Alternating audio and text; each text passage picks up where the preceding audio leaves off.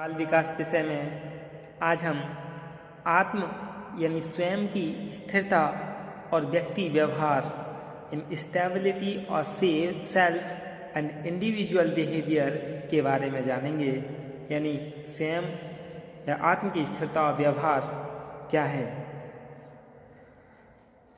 आत्म की स्थिरता के जो निर्धारक हैं वो अशुद्ध प्रत्यक्षीकरण, चयनात्मक अंतःक्रिया, अनुक्रिया उत्पत्ति, भावात्मक समरूपता, ये सभी हैं।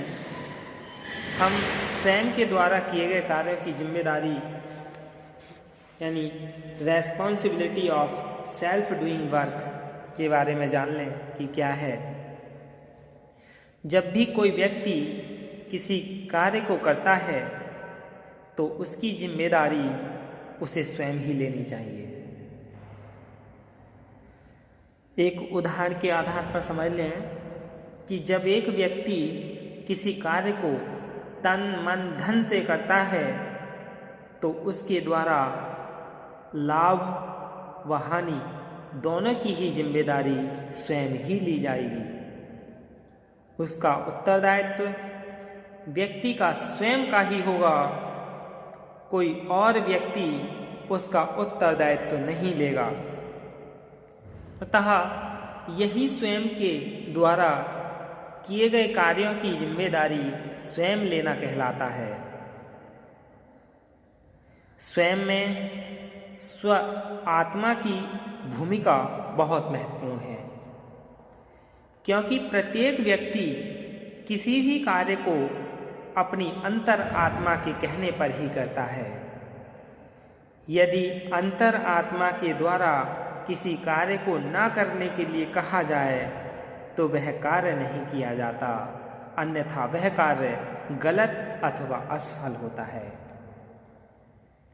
इसीलिए कहा गया है कि स्वयं का पूर्ण संबंध व्यक्ति की अंतः आत्मा के साथ होता है तथा व्यक्ति द्वारा जो भी कार्य किए जाते हैं उसकी जिम्मेदारी वह स्वयं ही ले सकता है।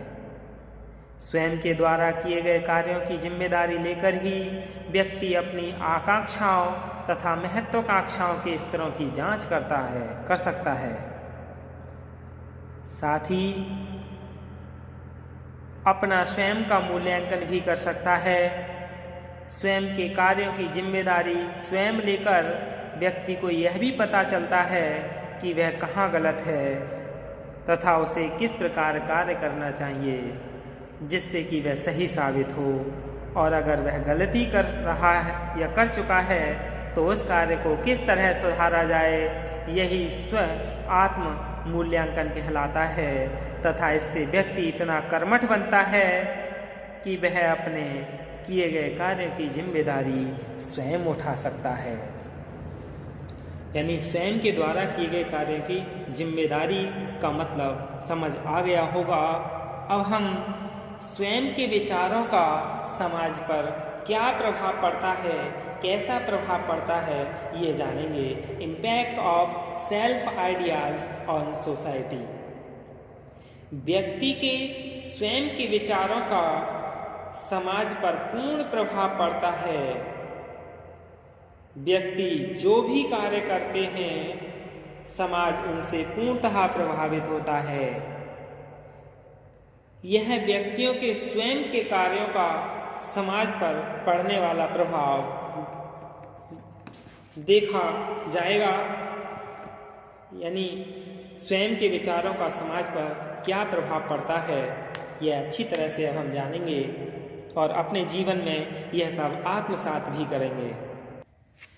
यानी ये क्या है, व्यक्ति के कार्य और इस समाज पर पड़ने वाला प्रभाव। व्यक्ति का कार्य यानी अपनी चेतना को न भूलें, कंसियंस। कर्तव्य के प्रति जागरूकता बनी रहेगी। जब व्यक्ति अपनी चेतना को नहीं भूलेगा तो क्या होगा, समाज पर क्या प्रभाव पड़ेगा कि कर्तव्य के प्रति जागरूकता बनी रहेगी, वह समाज को अधिक उत्पादकता प्राप्त होगी।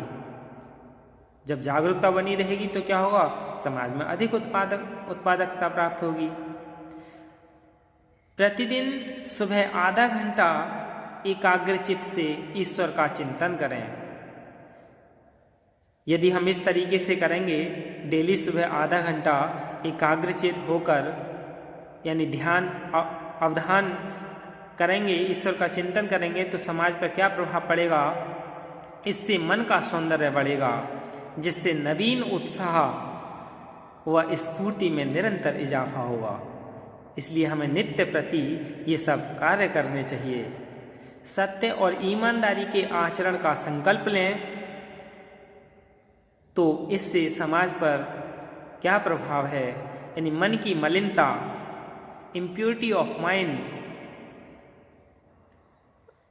हटेगी, निर्मलता आएगी और सफलता की किरण चमकेगी।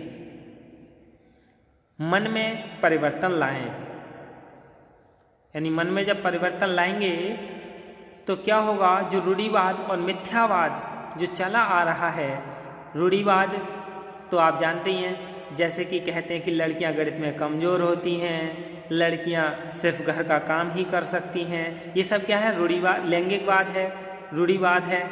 और मिथ्यावाद यानी जो मिथ्या यानी बिना किसी मतलब की जो बातें चली आ रही हैं, इन सब का पलायन होगा और प्रगतिशील विचारों का आगमन होगा, यानी मॉडर्नाइजेशन होगा।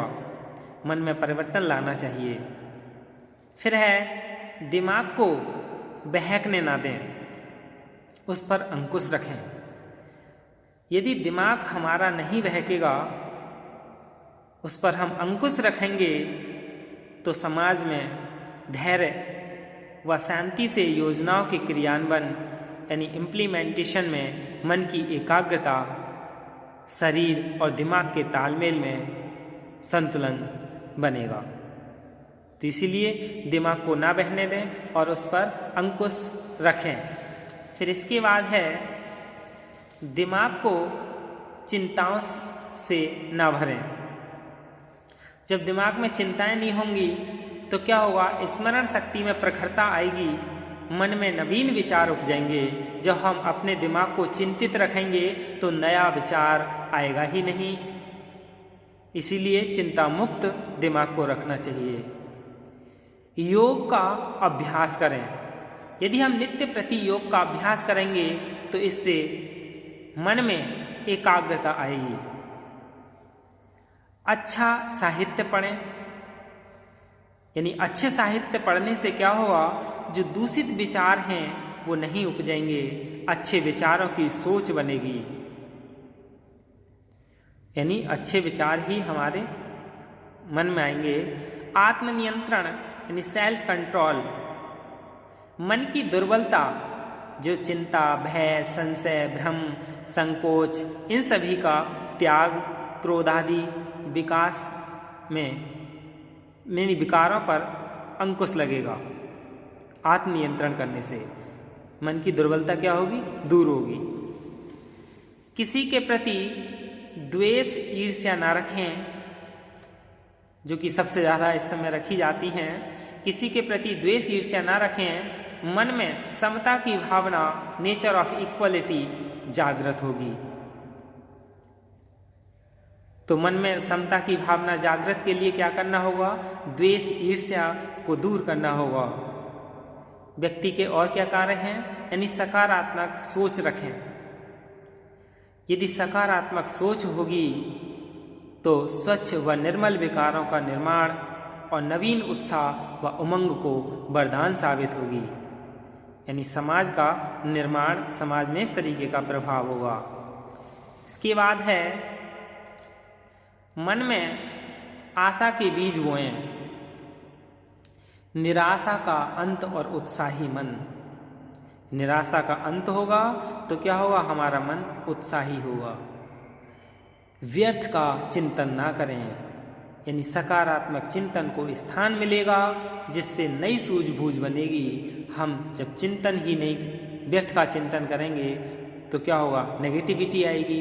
इसलिए पॉजिटिविटी लाने के लिए, पॉजिटिव थिंकिंग के लिए हमें व्यर्थ की चिंता नहीं करनी होगी। मन में शुभ भावों का संचार करें, इससे शुभ कर्मों की रचना होगी। सदैव अच्छे विचार रूपी बीज दिमाग में डालें, क्योंकि यह एक उर्वरा बगीचा है। मन पर अच्छा प्रभाव पड़ेगा, चित्त प्रफुल्लित रहेगा और तब बुद्धि में स्थिरता यानी स्टेबिलिटी ऑफ माइंड आएगी। अच्छी संगति में रहें। जब अच्छी संगति में रहेंगे तो मन में आत्मसम्मान की चाहत बढ़ेगी, जिससे आत्मविश्वास में वृद्धि और फिर आत्मनिर्भरता की प्राप्ति होगी। यानी स्वयं के विचारों का समाज पर प्रभाव अच्छे से समझ में आ गया होगा। अब हम स्वयं की जिम्मेदारियों को समझना जानेंगे। यानी इसके बारे में जो शास्त्री हैं उन्होंने भी कहा है, सुखी वही है जो आत्मनेव आत्मनः तुष्टः यानी होता है। यानी अच्छी संगति में रहकर व्यक्ति अच्छे विचारों का सृजन करता है, सदा परिवर्तन और सुधार का इच्छुक होता है। स्वयं की जिम्मेदारियों को समझना, कार्यों में एकाग्रता रखना, ये सभी क्या है उसकी गुण हैं। फिर स्वयं की जिम्मेदारियों को समझना, संसार में रहकर हमें रोज़ कुछ ना कुछ काम और व्यवहार करना पड़ता है जिसके अधिकार हमारे पास सुरक्षित हैं, लेकिन इन अधिकारों के साथ साथ यह भी जरूरी है कि हम अपनी जिम्मेदारियों को स्वीकार करें। सकारात्मक दृष्टि से हमारी जिम्मेदारियां क्या हैं, खुद के लिए, परिवार के लिए, अपने व्यवसाय, पेशे या दफ्तर के लिए, समाज के लिए, देश के लिए और अपनी भावी उन्नति के लिए। कुशलतापूर्वक अपनी जिम्मेदारियों को पूरा करने में ही हमारे काम की पूर्णता है, जो हमारी सफलता है। सफलता में ही हमारा आत्मगौरव है, आत्मसम्मान है, या यूँ कहें कि हमारे जीवन ध्येय की पूर्ति है। जितनी बड़ी जिम्मेदारी हम स्वीकारेंगे उतनी बड़ी उपलब्धि हम हासिल करेंगे। जब हम अपनी जिम्मेदारियां नहीं संभालेंगे तो स्वयं को महत्वपूर्ण कैसा बना सकेंगे। अगर हम जिम्मेदारी भरा व्यवहार नहीं करेंगे तो आने वाली पीढ़ियों के लिए हम क्या आदर्श स्थापित करेंगे। फिर है कार्यों में एकाग्रता बनाए रखना। यानी किसी कार्य की सफलता तभी मानी जाती है जब वह उद्देश्य अथवा लक्ष्य के अंतर्गत किया गया है, गुणवत्ता में श्रेष्ठ है और समय पर पूरा हुआ है। यह तभी संभव है जब कोई कार्य एकाग्र मन से किया जाता है। श्री कृष्ण ने गीता में अर्जुन को स्थिर बुद्धि ग्रहण करने को कहा है। इस स्थिति की प्राप्ति भी चित्त की एकाग्रता के बिना संभव नहीं है। यानी अपने कर्तव्य रूप में लेना चाहिए। कर्तव्य पालन में आप आत्मशक्ति से प्रेरित होंगे। अर्जुन ने कर्तव्य पालन का पाठ श्री कृष्ण से सीखकर अपने खोए हुए आत्मसम्मान, ऊंचा स्वाभिमान को पुनः प्राप्त कर लिया था। यही क्या है, आत्म की स्थिरता और व्यक्ति व्यवहार है। धन्यवाद।